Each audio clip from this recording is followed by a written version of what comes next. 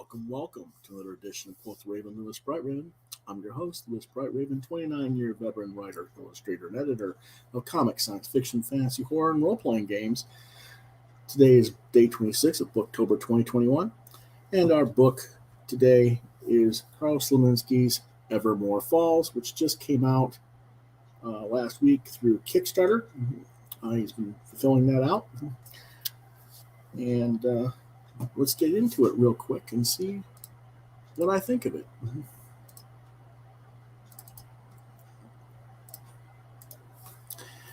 Evermore Falls, original graphic novel, $20. The publisher is slowmotionart.com. The writer-illustrator is Karl Slominski. The genre is fantasy adventure. It was released October 2021. Well, it's about plucky young heroes Izzy and Milo, who, with the aid of a mysterious book, discover a magical world where monsters live in secret.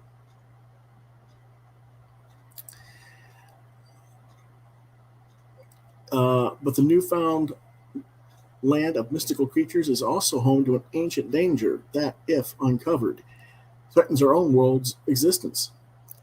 As our young adventurers embark on a dangerous quest to the underworld, they forge unlikely alliances and learn that the very traits that make us different are also what make us strong enough to save the world. Cover looks good, according to Grant Lankard. Loves the title lettering. Yeah, the only thing I kept doing was, and hey, I'm a Raven, what do you want? I kept wanting to call it Nevermore Falls instead of Evermore. Luckily, I've broken myself with that before I actually started reviewing the book. But I think for the first 2 days I had the book, I kept calling it Nevermore Falls. Anyway, what I think about this book is it is just awesome. It's got so much stuff going on, and there are little Easter eggs throughout the book that are just reading to find the Easter eggs, and the artwork can take hours, and you're like a kid in a candy store. Lots of fun to look at. And the story is just fun. Izzy flying around in her bunny slippers, which is what she's wearing on her feet there. That's Izzy on the cover with the sword. She's got bunny slippers on her feet, and she's wearing a skull shirt with a sword. It's just funny, especially after her early on in the story where she is bullied and called Fang by a larger kid who's bullying her because she has a single snaggletooth. So it's a mean nickname, not something like she's got a personality, like, vampire or anything. It's just, just a tease word. Milo is kind of your typical nerdy computer dork guy, but both characters really grow through the story and are engaging and likable enough that you root for them. Artistically, Slominski seems to be blending a variety of range of styles, from Bill Watterson of Calvin and Hobbes fame to Sean Gordon Murphy to Evan Dorkin, particularly his Pirate Corps type stuff, to Sam Keith, of the most popularly known for the Max, to Scotty Young. It's all filtered through some sort of weird Slominski kaleidoscope or something. Very cartoony, but detailed, and it has so much weight. His line work has so much weight and depth to it, so it creates really nice depth perception in the art.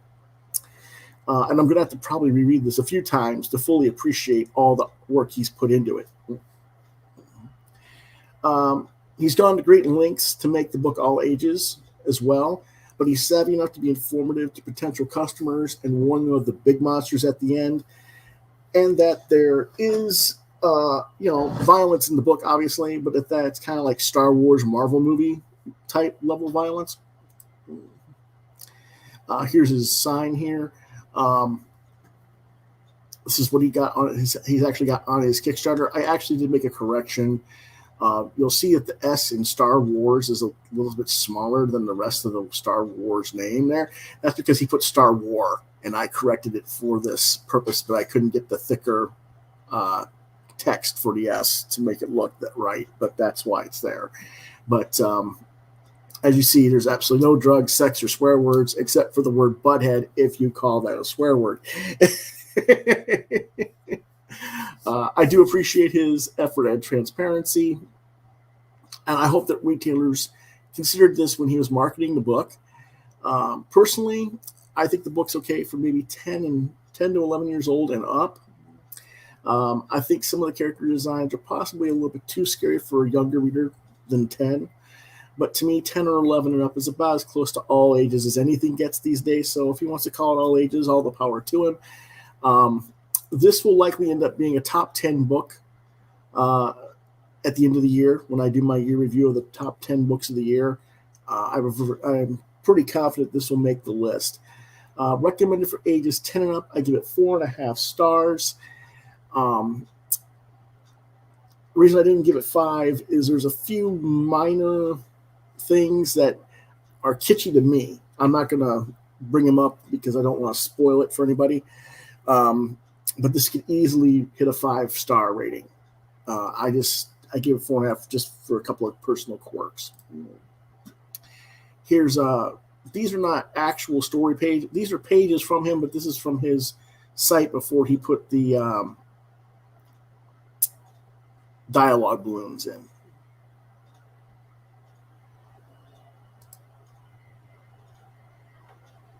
And you can see just the heavy detail work in here.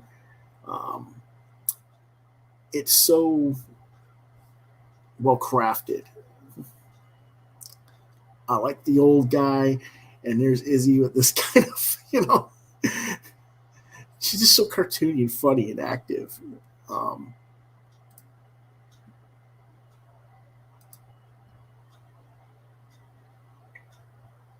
Now here are some of the bad guys, so to speak. They kick down the door to the kid's home. They've got a monster with them that these guys are coming after the monster. And you can see this is getting a little bit spooky looking a little bit, demon penguin with a Tommy gun and a fez.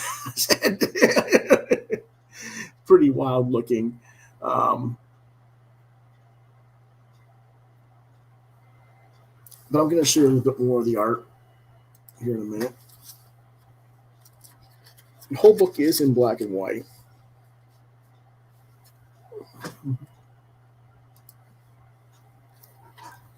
Get a little more beautiful work of silhouettes here with Izzy in the tree reading a book.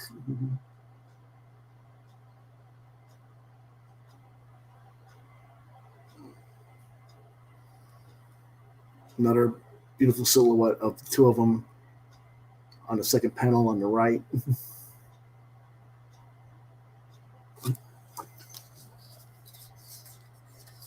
I also like how he does some of his light shading. I don't know if you guys can see that. That's all dot matrix text. There we go. It opened up there. He does that throughout the book very well. Very nice craftsmanship.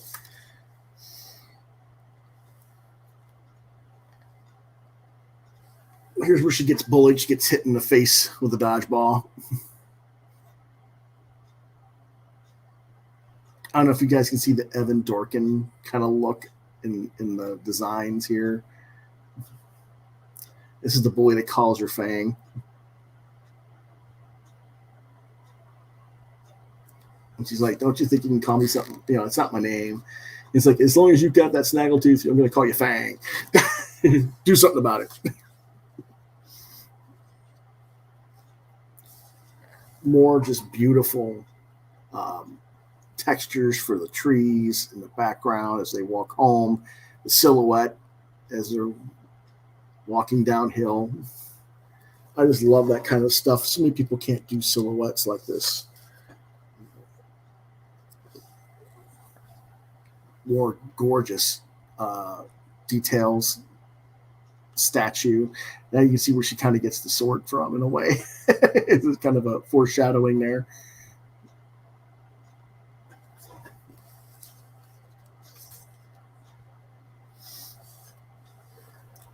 She's taking him to the special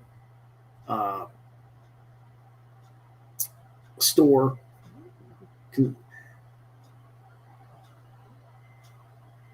Love the action here of her just kind of like dragging him along, and he's like floating, and she's like almost like a ballet dancer leaping around. Now, here we go. Here's a more close-up, maybe, if I can get it closer to...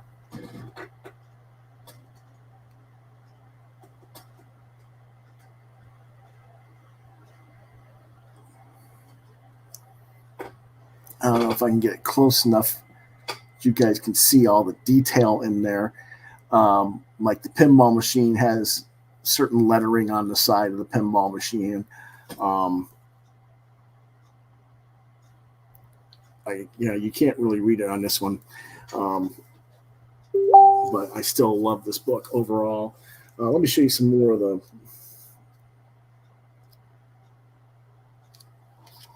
darker monsters.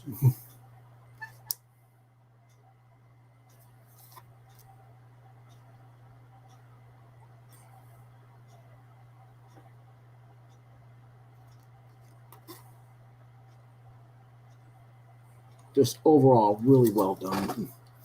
Love this book. Highly recommend it. Look for it on Kickstarter.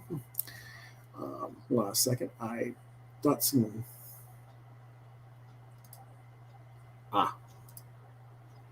Okay. I guess that's what it was. I don't know.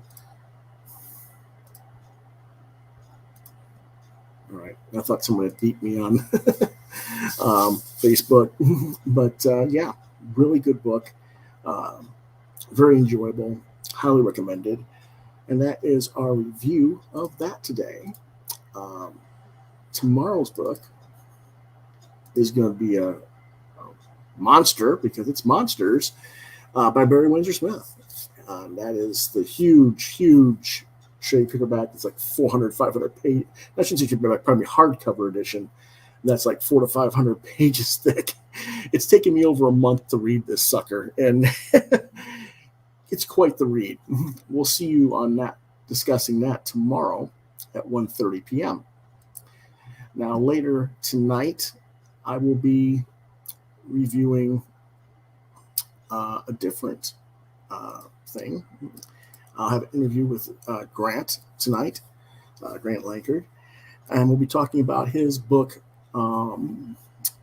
Memoirs of the Morbid, and that is his campaign on Kickstarter. We'll be talking about that this evening at 8 p.m. And so I will send you guys a link to that on my Facebook page shortly. Probably around, let's see, it's about 1:45 now, probably around 3 p.m. I'll probably start posting stuff about that. So until then, tomorrow again, we'll talk about monsters and Barry Windsor Smith. Thursday, we will be reviewing Windhaven by George R.R. Martin, Lisa Tuttle, and Elsa Charretier, and we'll also talk about what books I got at the store or in the mail this week. We may also have another interview. I'm not sure yet. We'll have to get that confirmed. I will find out later this evening. If it's not this week, it'll be next week. Friday will be Nevermore by Harold Schechter, which is a really cool book about Edgar Allan Poe and Davy Crockett in the vein of Sherlock Holmes and Watson. So that'll be really cool to talk about. Saturday, we'll be talking about science fiction novel Retrograde by Peter Codring, and we'll be reviewing classic horror movies, talking Dracula movies with Christopher Lee, mostly, I think, this Saturday. And then Sunday this week, we'll have our last Booktober Day 31 for October. We'll talk about Graveyard Wars by A.J. Lieberman and Andrew Sebastian Kwan. We'll also have a live draw, and then we'll have another group of Sunday movie night classic horror movies. And I don't know what all we're going to be talking about in that one, because I might have John Norris might be joining me on Sunday night, and we might have some books that some movies that he wants to talk about in addition to what I'm going to talk about. So we'll have to wait and see. But that is the rest of the week laid out. And I found out what's beeping. Okay, it's my comic book shop letting me know what that they've got my list for this week to be pulled. Cool. So, with that in mind, folks, if you enjoyed this video, or you think that others might, I'd really appreciate it if you hit the like, share, and subscribe buttons to continue to get content from this channel. As always, I thank you for watching and for your support. If you want to reach out to me, I'm on social media at Facebook at Lewis.BrightRaven, at Twitter at LewisBrightRave2. I'm on DeviantArt at deviantart.com/BrightRaven. You can see my artwork there. You've been watching Quoth the Raven, Lewis Brightraven, exclusively on YouTube. If you have questions, comments, you want to commission artwork from me after you've looked at my DeviantArt page, anything like that, Quoth the Raven LBR72 at gmail.com is the address to reach out to me at. If I don't get back to you within 24 hours, 48 hours, say, try me at lewisbrightraven at yahoo.com.